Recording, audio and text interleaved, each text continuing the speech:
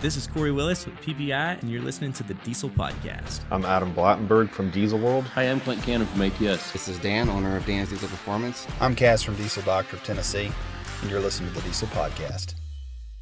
What is going on, Diesel Nation? We're excited to have you guys with us today. This is kicking off a new kind of series that we're doing of guys who work on their own trucks. We know that diesel truck owners are very independent, love to know their trucks inside and out, and a lot of guys out there are working on them themselves, and it can be anything from just mild to wild.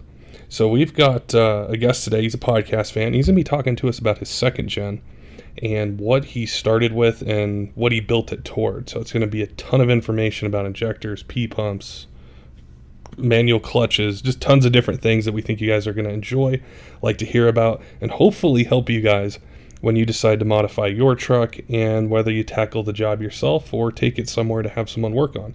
Before we get to it, though, we want to thank a few of our sponsors who make episodes like this possible. The first is Diesel Doctor of Tennessee. Those guys have a complete lineup of crate engines ready to go.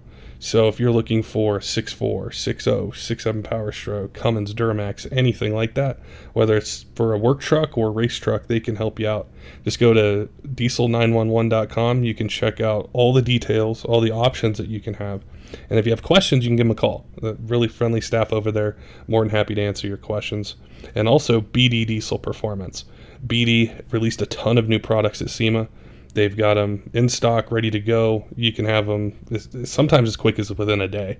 So if you're looking to modify your Cummins, Duramax, or Powerstroke, whether it's transmissions, turbos, manifolds, diff covers, transmission pans, rebuild kits, pretty much anything, go to dieselperformance.com.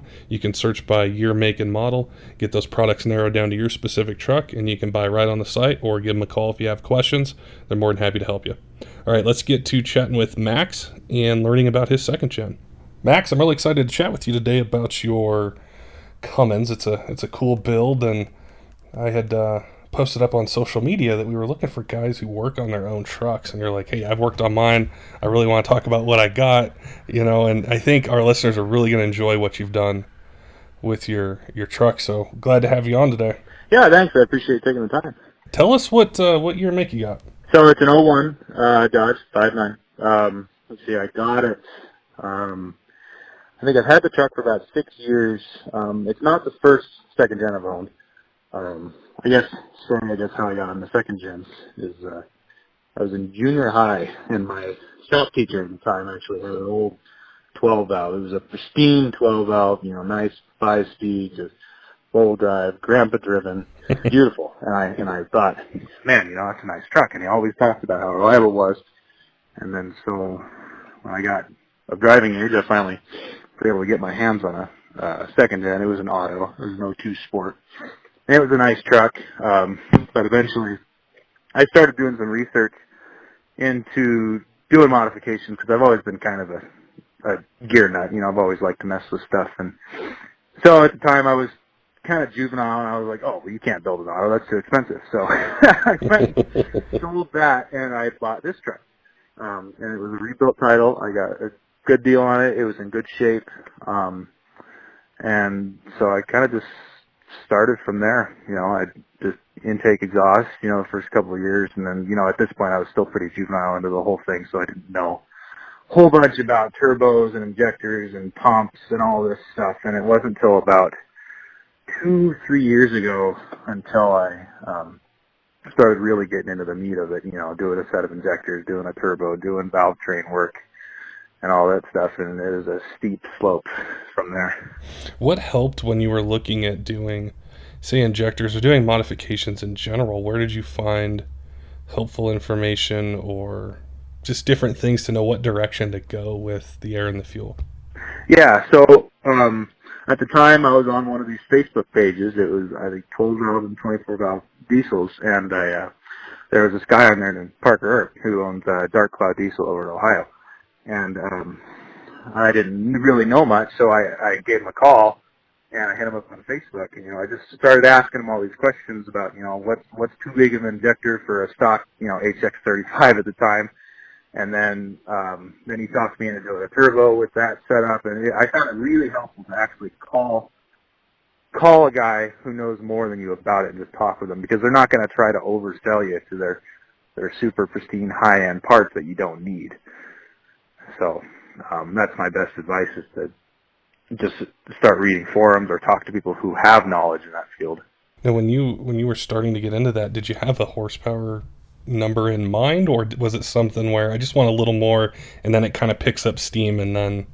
Yeah, well, at the time I was into sled pulling, and I still am, but I was kind of ready to get out of the work stock phase, because it was just your everyday run-of-the-mill trucks going in there, and I was like, it'd be kind of cool to go into a 2.5 and being competitive. So I called them and asked, and I was like, hey, what kind of turbo could I run and still get a 2.5 class, and what size of injector and that kind of stuff. And out of my horsepower goal, really, at the time, I thought 500 horse was really cool. And I was like, it'd be super cool to go around and say, you have a truck, 500 horse, blah, blah, blah. And then I got 500 horse, and I was like, well, I kind of want more. It seems to work like that in 100 to 150 horsepower increments. So it's like, absolutely, I just want 5, and then I don't really want 550. I want 6, and then I want 750. It just keeps going. Yeah, and soon enough you're into the 4 digits, and We were talking before a little bit about the truck, and you had mentioned that you did a P-pump conversion, and a lot of our listeners have asked about tips or what the install was like, or your impressions of it after you did it. Can you walk us through, one, why you decided to do a P-pump conversion, and then 2, the whole process of it? Yeah. So the reason why I did it was because I knew that the VP was limited on power. However, that being said, I know there are guys out there making 1K plus on VP, and I find that fantastic. I think it's awesome. But I just wanted to go a different route. I wanted a little bit more RPM capability and that kind of stuff. And at the time, my VP was going out, so I was like, I need to either pull the trigger or I need to get another VP and wait, and then wish I did the pump swap later. Yeah. So I ended up doing the swap. I got the pump from Parker, that Dark Cloud Diesel, and then I took it to H&H Diesel in Tacoma, and they built it, and it's just a 12 mil pump. It's nothing special. They said it flowed around 800 cc's, and that's pretty strong for a 12 mil. And so I guess the whole process is, and I thought the easiest part to do is order a kit to do it. And because I ordered Crazy Carl's kit, and the kit was quality. It came with all the parts. I wouldn't have any missing parts. And the lines came from side, so I knew they were quality. And it just helped. And I know a lot of people like to, outsource all the parts, and they like to gather themselves, pull them off like a timing cover off a 12 valve, and then pull whatever pump mounting brackets you want off a 12 valve and whatever. I was like, that's cool, but I wanted to do it, get it done, and be done with it. And so far I'm happy with it, except for the amount of timing I have in it. Starting it in the cold, it's not the greatest. Here in Montana, it's starting to get a little chilly. How long did it take you from the time, so you got all the parts together, to when the truck would, fire up and run, as far as install? I had it fired up. Let's see, I spent kind of nights working on it, and I was super timid on doing stuff too, because I didn't want to mess anything up. So it probably took me about 2 weeks. So, and I know it can be done in a lot quicker time, but I just devoted, after work time to it. But I bet after you were done, though, you knew how everything fit together. Everything. You had kind of the pride of workmanship of putting it on yourself, and how it goes on, the torque specs for different things, everything's fitting together. So, it's like, yeah, I put my P-pump on my truck. yeah, and it was a good experience, because I got to kind of play with timing a little bit. I got to play with everything basically, and it's a great chance to really get into your motor. That's one of the things I find most beneficial. Is a lot of projects, people are a little timid to do. I mean, yeah, there are some high dollar items like engine rebuilds and stuff like that people could get into, but that's how I learn. I just learn by diving into it. If I make a mistake, yeah, if it costs some money, but I won't do it again. Well, and also if you want to change something up, or something you need to replace something, you've already kind of jumped into it, so you have that comfort level with, I can do this, and save some money, not necessarily have to take it to a shop. Yeah, and pinned it in. you know where it is and what's wrong and how to diagnose too. That's one of the most important parts is knowing how to diagnose the issue. And with the turbo setup, is it still running a 2.5 turbo, or did you change that up as well? So I originally was running a 6374.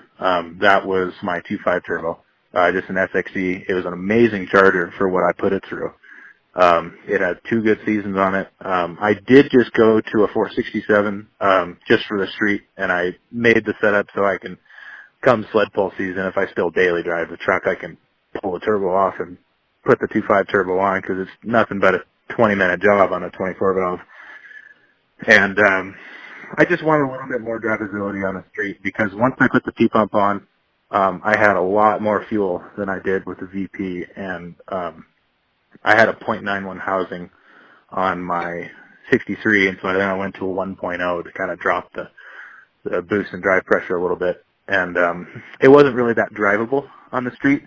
You know, I could have swapped housings, but like I said before, I thought 500 horse was cool, and then I was like, it'd be cool to make 700. So I put that on, and I actually just finished it up on Monday night. So I'll have to throw it on the dyno here soon and see what it can do. And now, as far as like being up in Montana, a little bit higher elevation, are you happy with the streetability of the setup? Yeah, I could probably retard the timing a little bit, but as far as the drivability goes, it's pretty good, especially with the 467, and it has a .90 housing on it, so it spools a little quicker than that 63 does, and it doesn't stay super hot. Up top it does get a little hot, but driving and towing, it's not bad. Actually, later today I'm going to go tow 10K with it, and we'll see how it does. But when I first did the P-pump swap, I was actually pleasantly surprised how cool my temperatures did stay with the 1.0 housing, especially towing. What kind of EGT numbers did you see? So going up the pass, kind of half throttle with that 63, I think it was like I could hover around 1100. But if by any means, if I mashed it, I could cruise past 1800. And it's just typical P-pump stuff. You've got all the fuel in the world. So, but with the 467, I think the max I've seen is I think 1200, and that was pegged. That's good. Yeah, it's a little cooler, and I like that because especially with a bigger charger, it's moving a lot more air. You'll have to let us know how the towing does. I know a lot of the listeners are going to be like, well, how's it tow? Because we all want to use our trucks, do a little bit of everything with it, but have the power. And it's so cool to hear about setups where you can do that.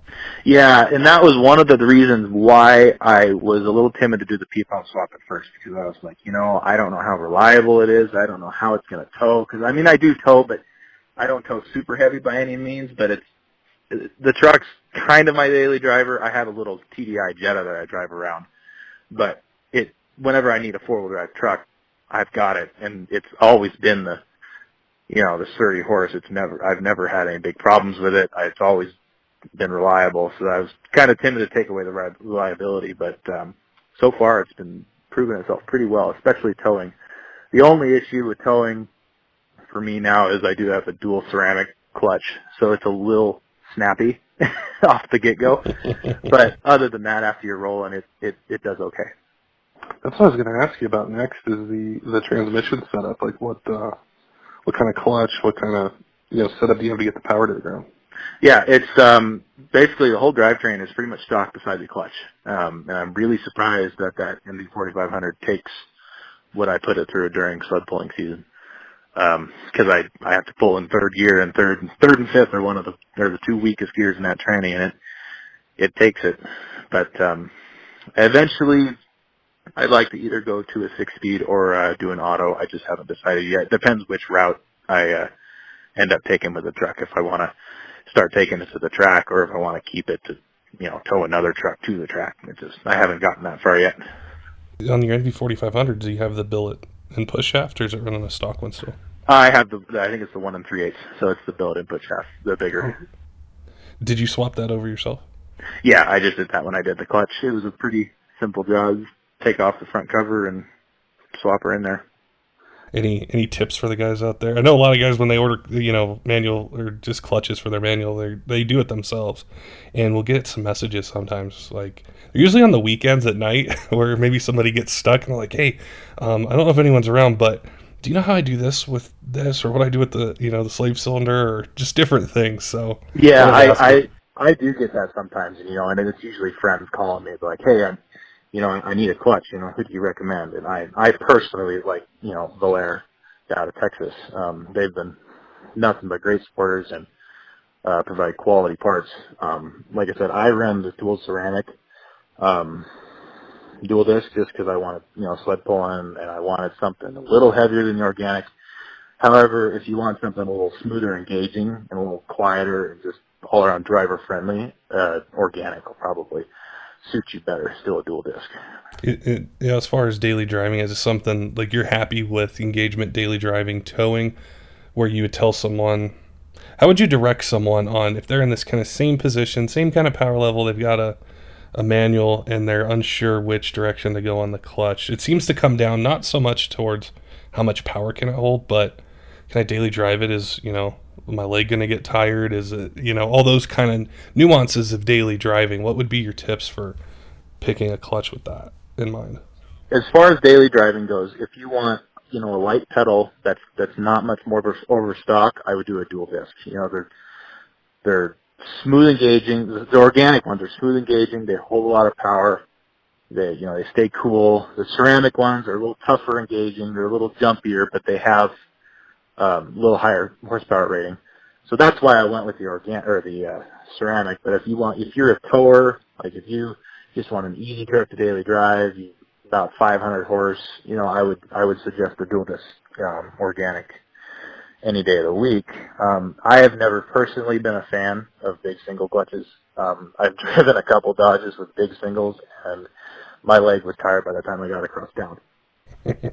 So if you want something easy to drive, I would recommend a South Bend or Valair organic dual disc. Now the big question is, in the future, what are some plans or some ideas you're tossing around for maybe some more upgrades to the truck or getting the power higher, or are you happy with where it is now? Well, I'm happy where it is right now because I did just, I added a bigger turbo on it, so I'll have to get bored with it first. But, I really had this thought about a year ago, and I wanted to get more into the drag racing scene because I've always been into sled pulling. It's always been about raw power. And, I've met some influential people in my life who have been drag racers, and, it just looks like a lot of fun, and it's something that you can go do almost any weekend. Yeah. Whereas sled pulling out where I'm at out west, it's a little more scarce. I know Lenny at Dynamite and BD and all those guys are really trying hard to bring up the sled pulling scene in the West, and it's improved in the years. And but it's still not just every weekend, So I'd like to start to race the truck at the track, but I think I would need to find a different route for the transmission, and I haven't decided if I want to go that far yet, and if I want to build another truck to go race, because recently I started to get into the LS scene, the little 5.3, 4.8 little turbo trucks, and so I'm trying to build one of those right now and see how it does, but I may just in the end go, it's nothing like what a diesel can do. So I don't know, it all just depends, what life throws at me. If it allows me to, put a nice built auto in there and drop it down and do some suspension upgrades and take it to the track, then by all means I'll do it. But that's kind of the way I want to head with it. But if life doesn't allow it and I just have to tow my other little truck there with it, I'll be happy. It'd definitely be cool to kind of do both in a sense, or it seems so tough to have one truck that can do sled pulling and drag racing and just the setups they're different. Oh, they're vastly different because in drag racing suspension is very important, and in sled pulling you want no travel really. You want to keep that hitch height as high as you can so you can pull that sled off the ground. But in racing you want to be able to load up and hook up. Now, if you were to do an auto, would you try to build it yourself, or would you just want to get one, built by one of the companies out there and just swap it over? Gosh, that's tough, because I am a do-it-myself guy. I have a hard time letting other people do things for me. But, that may be one of those things where it's like, maybe the first time I'll get it built, and then maybe I'll get another core and dive into it and just see. But I don't know. Eventually, yeah, I'd like to be able to build my own and take it apart if something breaks and fix it. But I know there are guys out there like Muldoon's and Firepunk and Suncoast that just build outstanding transmissions. And I don't know if I could ever ever do the work that they do, especially how quick they can do it and how professional they are. You'll definitely have to keep us updated on the plans for the truck. It was a build when you told me about it. I was like, man, this is really cool. I know a lot of guys out there are going to want to hear about the process of it, of getting the truck and taking it from where it was to where you have it now, and then the things that go into it. I do get that sometimes. I'll tell people that I sled pull with it, and they're like, oh, that's super cool. So it's a dedicated sled truck, and I was like, no, I still tow with it. I still make do with it. And they're like, you sled pull with 2.5 and then go pull 20,000 with it, and I was like, yeah. It takes every second of it, and it's been nothing but reliable. I'm very, very happy with it.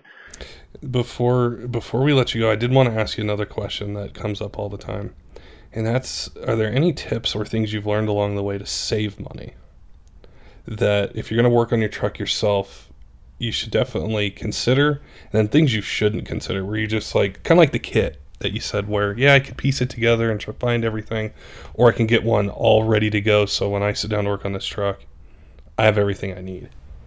Yeah, the buying the kit was more of a time, and it was just an ease factor, for me. It was worth the extra money to me to, buy Carl's kit and get it. But as far as saving money on parts, I would just, before you buy a part, I would call a professional and just make sure it'll do what you need. And I know that if you call two different people, you may get two vastly different opinions. But, if you're looking at injector setups and turbo setups, I would give Dynamite a call, because they are flat out one of the best in the game, and they know more than I ever will. So then it depends on what you want. But I would agree with talking with a professional really helps, because that's how I've done it, and it's really worked out for me. The times that I haven't talked to a professional about getting the part, and I'm like, oh yeah, that'll work, put it on there, and it ends up costing me money at the end.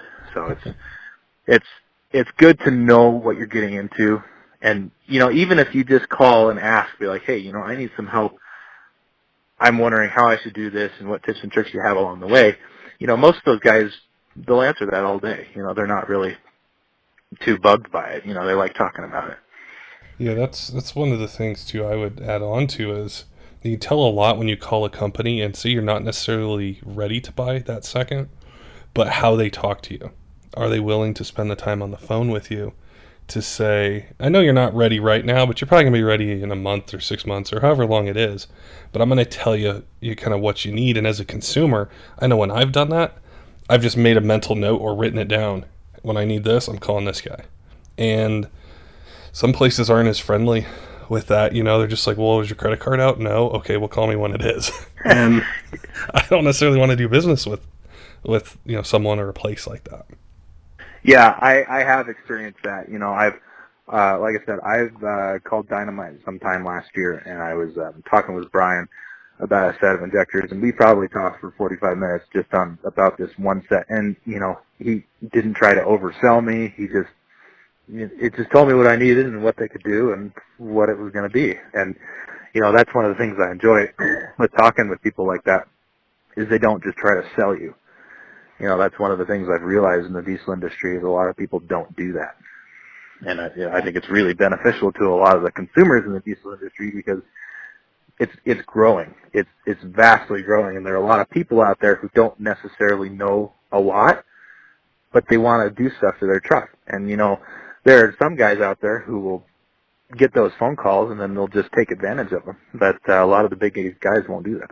The other cool part too, is especially like working on it yourself, maybe tackling a project that you haven't done, is you're going to have questions in the middle of something, maybe at 8 at night or on a Saturday or Sunday.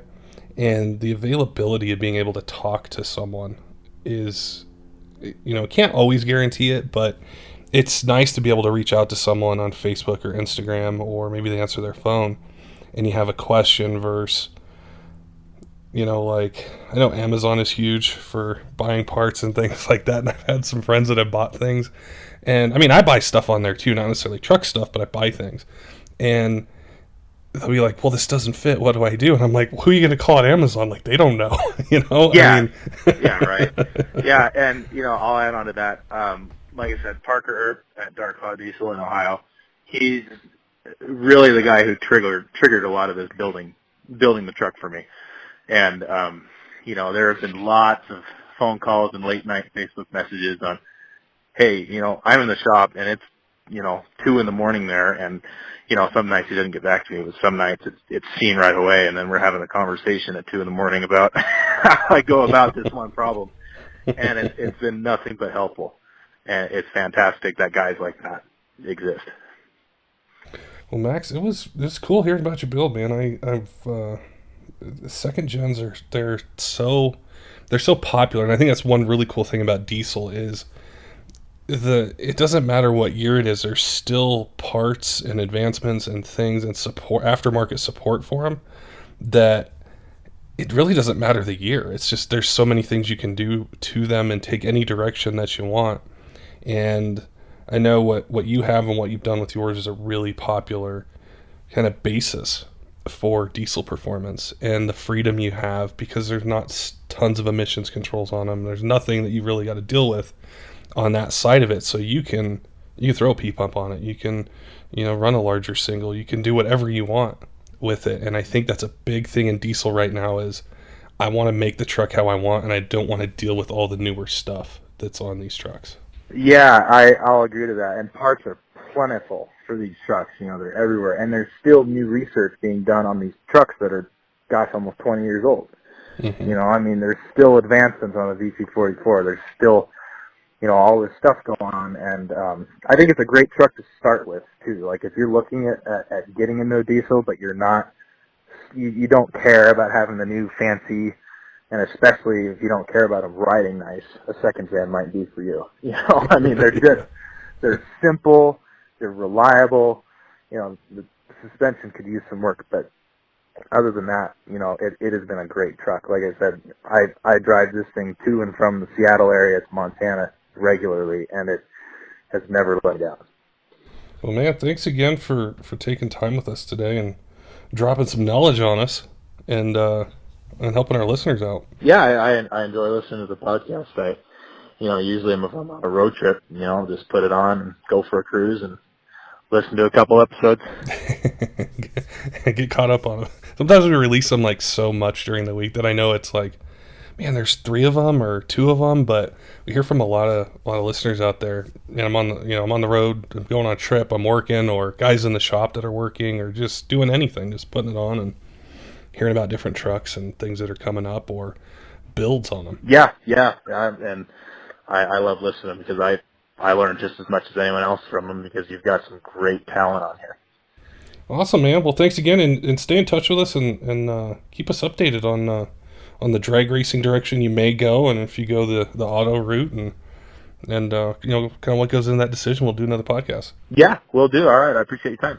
Don't forget, diesel fans, make sure and check out Diesel Doctor of Tennessee if you're looking for an engine. You need one for your truck, whether it's a truck you tow every day with, use for work, or it's a race truck that you're going to be building for next race season. They can help you out. Just go to diesel911.com, and also BD Diesel Performance.